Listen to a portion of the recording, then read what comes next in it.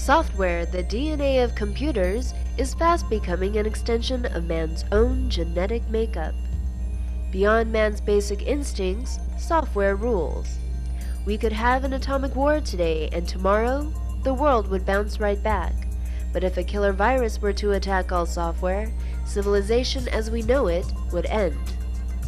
So alright, this may just be science fiction, but what is not science fiction is the fact that someday, software will become more commonplace than the air we breathe. Software will be the embodiment of all our thoughts and experiences since time immemorial. But unlike our books and records, software acts. It acts out our past desires and future dreams. It can take us beyond our God-given abilities and awaken us to life's new possibilities. Microsoft's Bill Gates said, "Software is my life." Well, he is not alone. Our link to software is the information superhighway. But the private ownership of software by a handful of entrepreneurs will turn the intended freeway into a turnpike, not only charging crippling fees but also controlling the direction of traffic.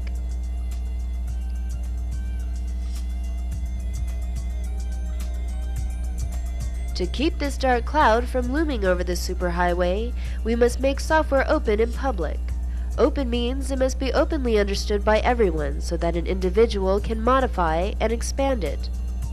Public means it must be publicly accessible to everyone, free of charge. In order for software to reach its optimal plateau, this open and public software databank should be allowed to evolve at its own pace and without restriction. Today, all software is so distortedly created in the name of expediency that we in fact are mortgaging out a large part of our future. How can we make software open so that it can be understood by everyone? We need to write it in plain English. When a simple and clear recording of the steps used in its construction is kept, anyone at any later time would be able to understand and expand on it by simply modifying the recording.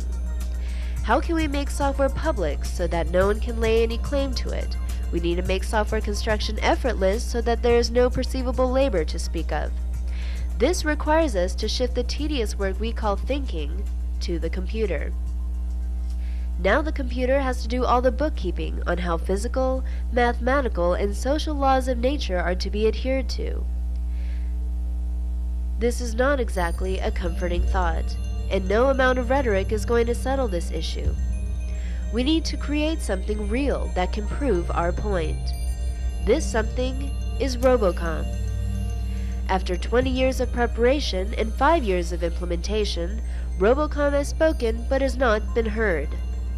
To find out why this is so, we must go back to see how ROBOCOM was created.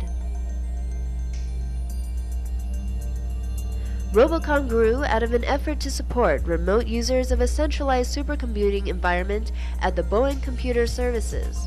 Supercomputing experts from Boeing and from the University of California at Berkeley huddled inside the supercomputer cray to support the nuclear analysis community in the use of application software. Right from the start, we were swamped with users' calls for help. Since everything inside the computer was spick and span, we were forced to look out and brave a tiny peek at how the minds of our users work. Lo and behold, it was randomness at its purest form. Even the software's user manuals conspired to camouflage this randomness, making backtracking to the cause of the problem impossible. In order to eliminate the use of manuals, we provided conversational preprocessors to guide the users.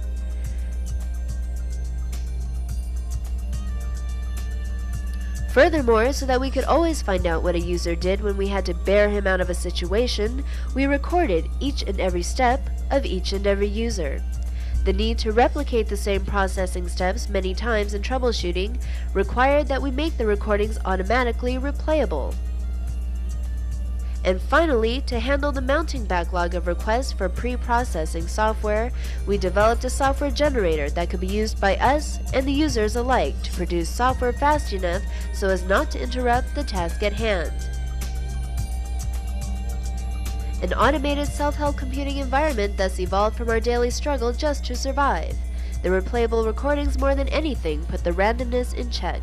They quickly acquired the expertise of many highly skilled users put together. Our increased reliance on them began to give them an identity. Borrowing from hardware automation, we found it was more appropriate to change their names from passive recordings to active robots. These robots actually do most of the computing in ROBOCOM. This robotic computing environment becomes abbreviated as ROBOCOM.